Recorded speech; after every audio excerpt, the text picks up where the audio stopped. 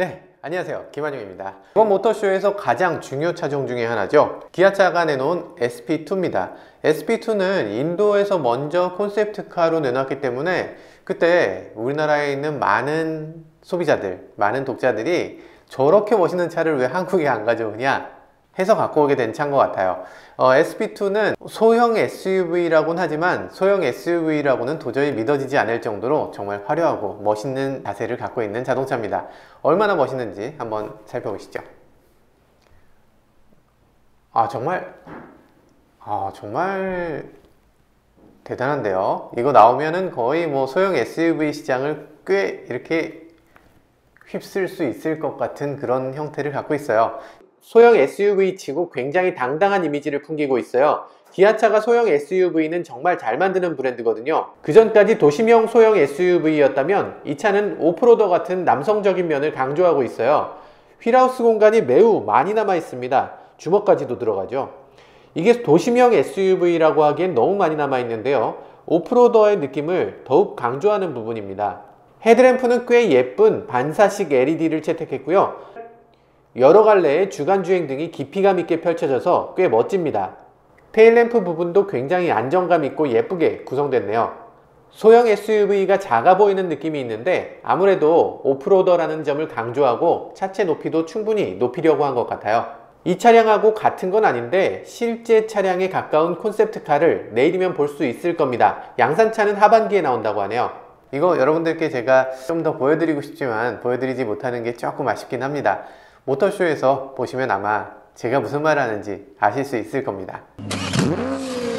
네, 이번에는 르노 삼성 XM3입니다. 르노 삼성 XM3는 이게 과연 정말 우리나라에서 나올 수 있는 자동차인가 하는 생각을 갖게 돼요.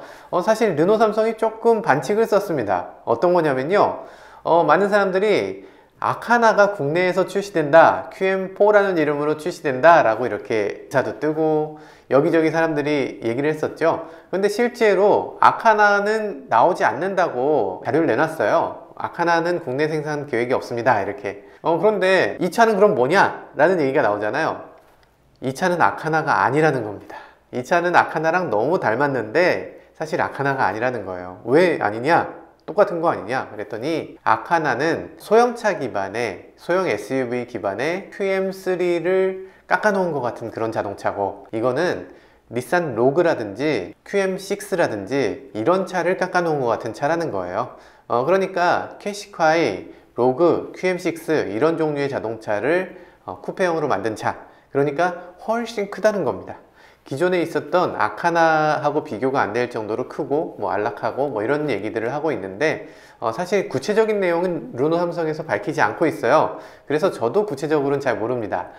그런데 이 정황상 생산 기반이 로그 생산 기반을 고쳐서 만들어야 되거든요. 이 이미지를 보시면 이게 이전에 있었던 이미지입니다.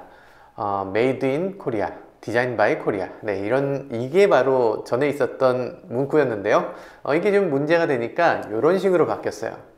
네, 이런 식으로 바뀌었던 이유는 아마도 이게 메이드 인 코리아라는 걸 너무 강조하지 않기 위해서 조금 약간 좀 신비감을 더하기 위해서 이런 것도 있을 텐데, 디자인 바이 코리아 이것이 어쩌면 플러스 요인이기도 하고 마이너스 요인이기도 해서 아마 그 부분을 좀 지우게 된 게 아닌가 뭐 이런 생각도 듭니다.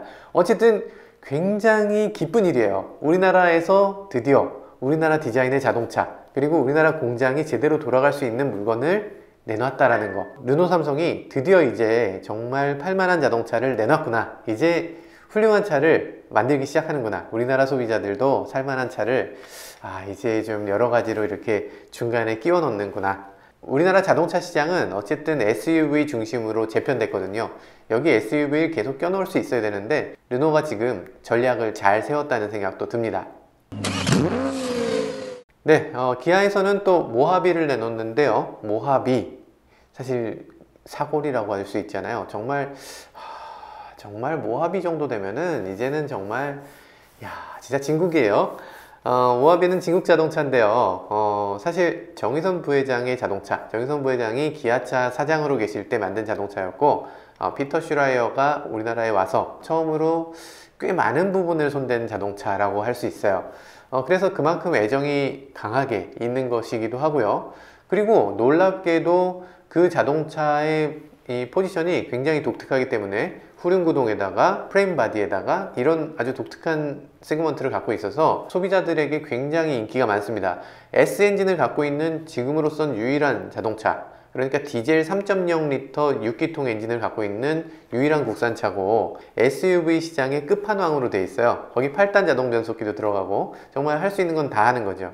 그렇기 때문에 이 차를 한 번 더 페이스리프트를 합니다. 한 번 더 페이스리프트를 했는데 보시면 괜찮습니다. 생각 외로 괜찮아요. 생각 외로 괜찮은 LED 램프가 굉장히 눈에 띄고요. 그리고 지금 여기 위장막에 쳐져 있어서 제대로 보여드릴 수는 없지만 어쨌든 꽤 예쁜 디자인으로 다시금 페이스리프트가 됐고요. 생명을 조금 더 연장하는 것 같고 이게 조금 더 가서 이제 풀체인지까지 한다고 합니다. 모합이 없어질 줄 알았어요. 그런데 이렇게 끈질긴 생명력으로 다시 새로운 모습을 또 보여준다고 하니까 기대가 또 됩니다. 네, 지금까지 모터쇼에 나오는 차들을 간단하게 살펴봤는데요. 이렇게 몇 가지 차종 외에도 아마도 조금 더 많은 차들이 모터쇼에 나온다고 해요. 예년과 정말 비교가 안 될 정도로 작은 모터쇼가 됐을 텐데 그래도 한 번쯤 가서 모터쇼에서 즐겁게 다양한 차들도 살펴보고 즐거운 시간 보내시길 바라겠습니다. 지금까지 모카 김한용이었습니다.